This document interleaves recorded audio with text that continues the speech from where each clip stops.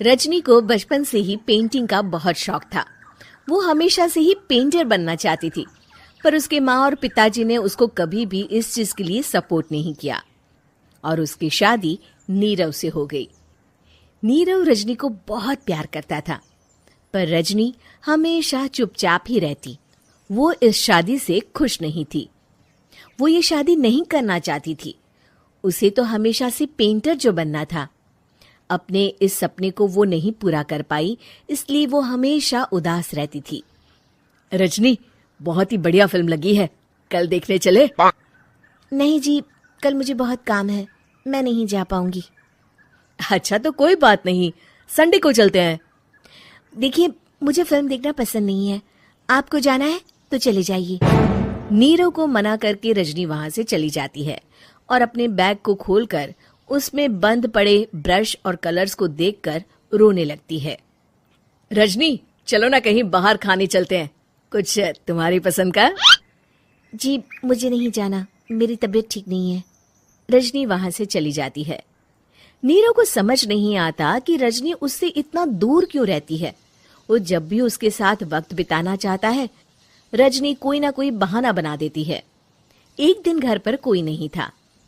रजनी घर का सारा काम जल्दी से खत्म कर लेती है।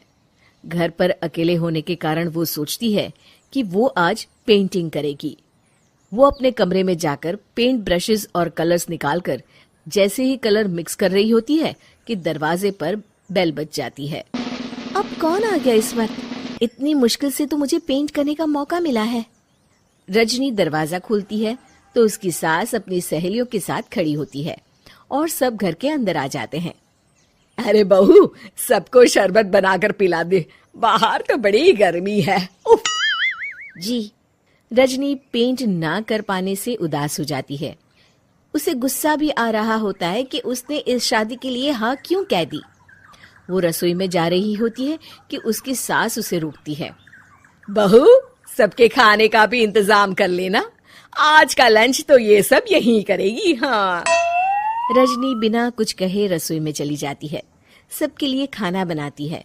सब खाना खाते हैं और रजनी घड़ी देखती है कि ये सब कब जाएंगे ताकि वो अपनी पेंटिंग कर सके। जब शाम होती है तब सब चले जाते हैं अपने घर। अरे बहू, सब तेरे खाने की तो बहुत तारीफ कर रहे थे, सबको बहुत अच्छा लगा खाना। आपको मुझे सुबह बताना चाहिए था ना कि आपकी सहेलियां आ रही हैं। पता भी है कितना वक्त लगा सारा खाना बनाने में। अरे बहू, तू ऐसे कैसे बात कर रही है मुझसे? तो और कैसे बात करूं? मैं इस घर की कोई नौकरानी नहीं हूं कि इतना काम करूंगी। रजनी अपने कमरे में जाकर दरवाजा बंद कर लेती है। शाम को जब नीरव आता है तो उसकी माँ उसे पूरी घटना के बारे में बताती है। क्या रजनी ने आपसे इस तरह बात की माँ? हाँ, और पता नहीं उसे क्या हो गया है, शाम से बाहर भी नहीं आई है। मैंने तो कई बार आवाज दी, खाना भी नहीं खाया उसने। तू ही बात करके देख ले बेटा। नीरव अपने कमरे का दरवाजा खटखटाता है। रजनी, दरवाजा खोलो, मैं हूं। रजनी दरवाजा खोलती है और फिर वापस जाकर अपने बिस्तर पर लेट जाती है। रजनी, माँ से बात करने का ये क्या तरीका है? मैंने कोई गलत बात नहीं की है। अरे तुम क्यों ऐसे बर्ताव कर रही हो सबके साथ? क्या तुम इस शादी से खुश नहीं हो? रजनी कुछ नहीं बोलती। अरे बताओ मुझे रजनी, क्या ये शादी तुम्हारी मर्जी के खिलाफ हुई है? हाँ, मैं ये शादी कभी नहीं करना चाहती थी। तुमसे क्या, मैं किसी से भी शादी नहीं करना चाहती थी। रजनी रोने लगती है। चुप हो जाओ रजनी, बताओ मुझे, तुम क्यों नहीं करना चाहती थी शादी?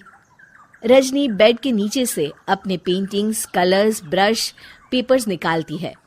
इतने में उसकी सास भी कमरे में आ जाती है। ये देख रहे हो, ये थे मेरे सपने। मैं पेंटर बनना चाहती थी, पर माँ पापा ने कभी सपोर्ट नहीं किया और मेरी शादी करवा दी। मेरे सारे सपने टूट गए। हर वक्त बस गुस्सा आता रहता है मुझे।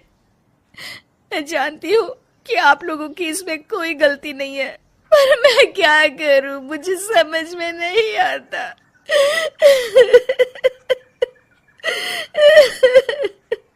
रजनी फूट फूट कर रोने लगती है।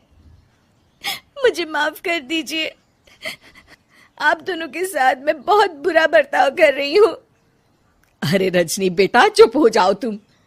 नीरव पानी लेकर आता है। ये लो पानी पियो और शांत हो जाओ। रजनी पानी पीती है और उसकी सास पेंटिंग्स देख रही होती है। अरे नीरव, हमें तो पता ही नहीं था कि हमारी बहू कलाकार है। अरे कितनी अच्छी पेंटिंग्स बनाई है, देखो तो। ये वाली तो मैं अपने कमरे में ले जाऊंगी। आपको ये पेंटिंग्स अच्छी लगी? अच्छी नहीं, बहुत अच्छी लगी। और तुमने हमें बताया क्यों नहीं? तुम जब चाहे पेंटिंग कर सकती हो रजनी। हम तुम्हारे सपनों को पूरा करने में तुम्हारा पूरा साथ देंगे। हाँ बेटा, हम कला की कद्र करते हैं। हम कलाकार तो नहीं, पर मुझे गर्व है कि मेरी बहू एक कलाकार है। रजनी, नीरव और सास तीनों हंस पड़ते हैं।